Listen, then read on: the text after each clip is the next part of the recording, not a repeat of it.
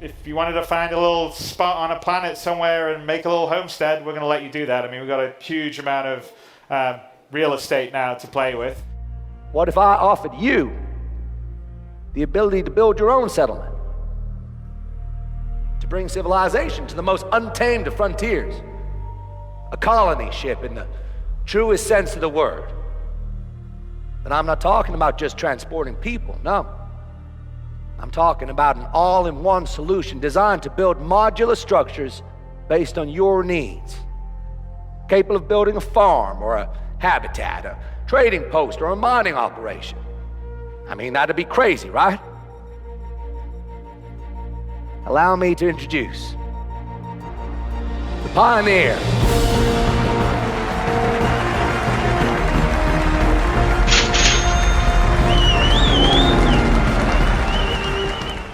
So before you can actually begin construction of your new outpost, you'll need to first select and purchase a plot of land. The value of that land, what you're going to have to pay in order to acquire it, depends upon a variety of objective criteria, as well as the seller's insight into that information, which we collectively refer to as knowledge. Hydroponics, different mining ideas, storage, drug lab. So in case you want to do a little Breaking Bad. Then idea about research, and this would be maybe you're close to the sun or something like that, and you want to research some solar flares or those types of things. Med station. I mean, Chris has always talked about putting outposts into players' hands, and so we needed to think about how would this expand? How would the players be able to make these homes feel, homes or outposts or even businesses feel unique for the way that they want to play? And fundamentally, the thing that probably got us the most excited is finally we're starting to think about these as like unified settlements, base building. So as you can see on some of the concepts, we deliberately presented early exploration shots in this kind of like semi-isometric view to see, how does it feel if I'm laying out my base? How would these modules kind of, tie together? And it kind of got the team excited. And finally, we were thinking, all right, these settlements are going to be more than just, like a single outpost, but more like a collection of modules. Flexible modular approach to their construction to allow us as developers and you as players be part of creating a wider variety of rich and satisfying experiences for every outpost the player comes across.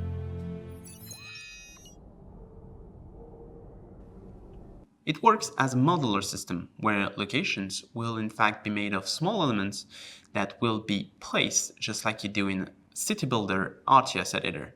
And in a matter of minutes, we now have a new location where we can now create a bunch of cool gameplay.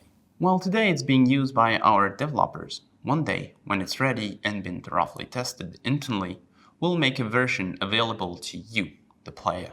And Rastar is what will make you a pioneer.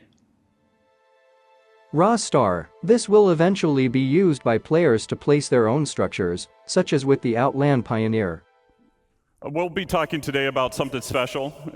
It's an update on something that we talked about a little while ago.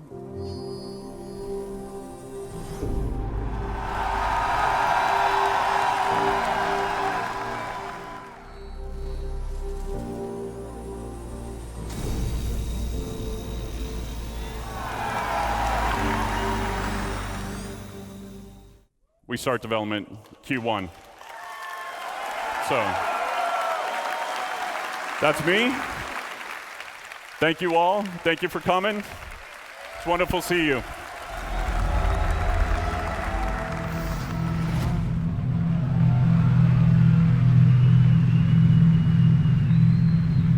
Okay. Turn the panel on. This is going to enable the gravity in the Retaliator. Go back to the, okay, it's going to be, the gravity's going to come on in a second. We cut too soon. Now we got gravity on.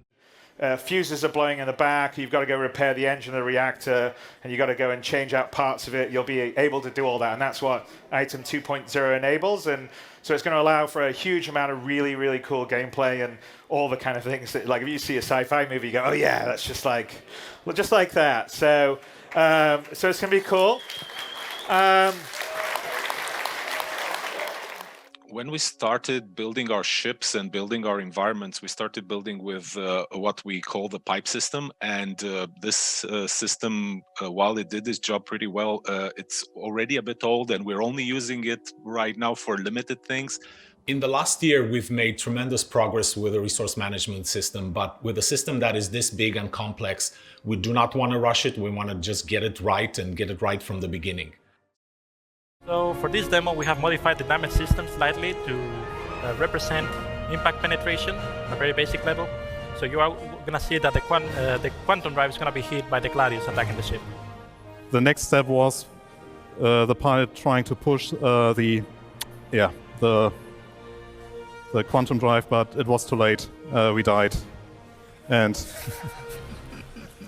the end of the show. So we want to bring you what you saw here as an experimental mode before we put everything into the PU. And this will be soon. So, thank you.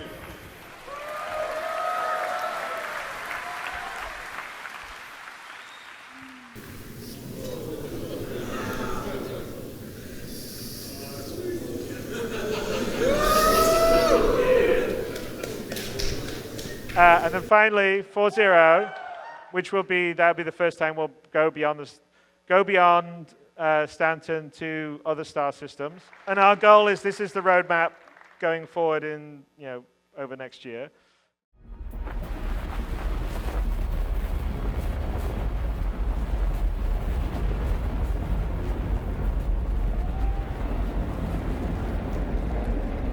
There's actually a current that we put in the wormholes, and you sort of see the particles that are giving you the idea of where the centerline current is.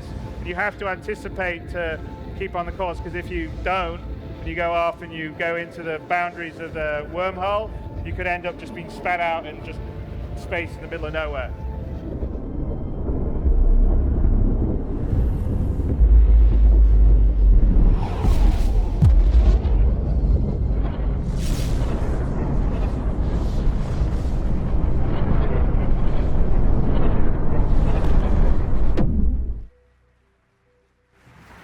Okay, so we are now in the Pyro system, and we streamed out Stanton as we were traveling, and streamed in Pyro. We are going to have the Pyro system next year. Obviously, that brings in jump points. We're separating the actual jump gate stuff from the actual server meshing stuff, so that we get to the point so we can actually assure Pyro's delivery, and whilst we worry about the actual server meshing delivery. I love the FPS we're getting on these machines here. If you were at the playground, oh my God, like this is great. So I'm super excited about the... Yeah. Sorry for cutting you off there. Yeah, I'm just looking at some of the screens, and it's so smooth. Like, it's so great to see people like enjoying Pyro for the first time, with such a great experience to have for the first time for Pyro. Okay, it's a little bit choppy. It's a lot of it choppy. All right, there's someone here, no comms. This is another player. These are people who were here at Citizencon. On this PC, 60 FPS, believe it or not.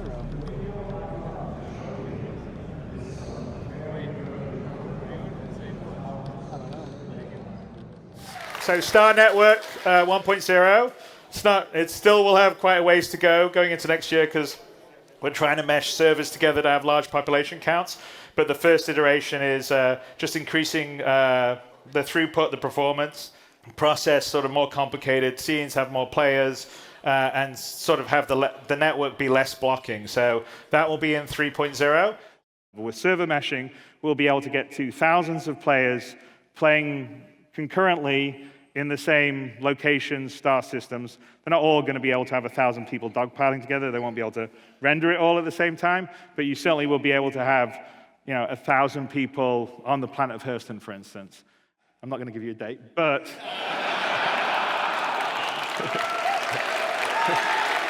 And then the last thing, which we won't, I think, get to by the end of next year, but we'll be very close to it, is server meshing. And so everything we've been doing up until then, and that's when I think everything fully comes alive.